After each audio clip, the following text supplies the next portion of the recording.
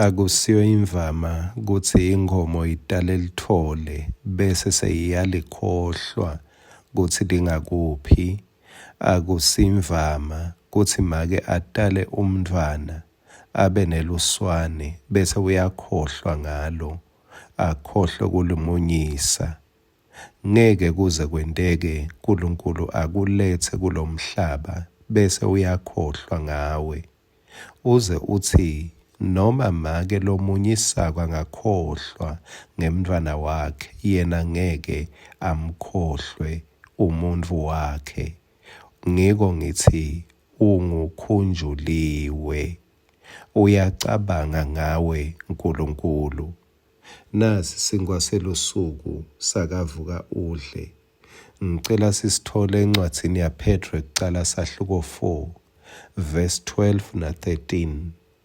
Bathandzekako, ningamangaliswa ngilokuvivinywa lokubuhlungu kakhulu lokunikhanda ngako, kubesha ngathi nehlelwa yintfo lengakavami.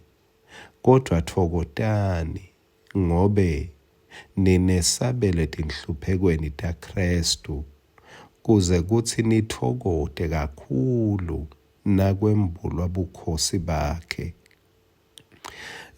Wake wathi umfundisi Malinzisa, akwendeki inyoka iphile endzaweni ibe yodvwana. Njalo wabona yinye, kuyawube kunaletingi 7 noma 8 leti lapho kuleyo ndzawo.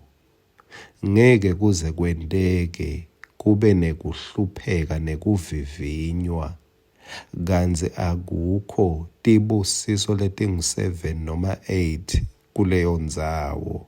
Ngiyabekisa ngaleti nombolo.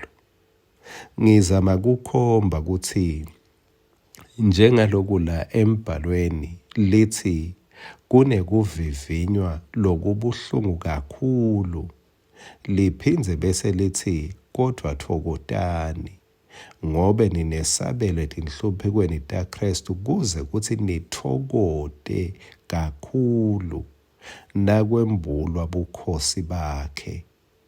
Lo bukhosi baJesu busho ukuthi lenhlupheko levele yehluliwe.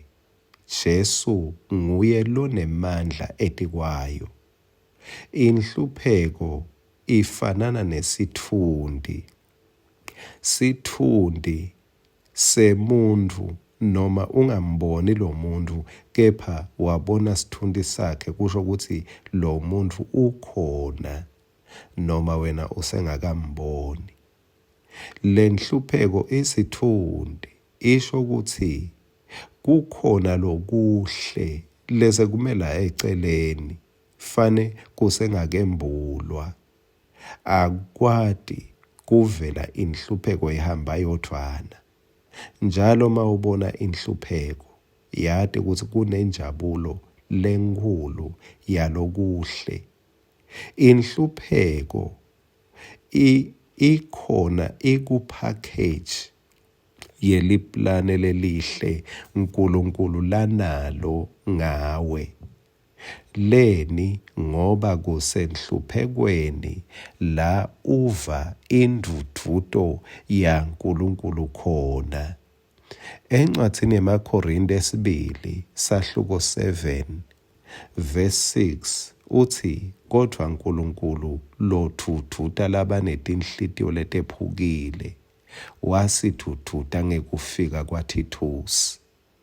Mangabe kube khona kwephuka kulimala enhlitiyweni, solo awutholi kuthuthuteka kuko.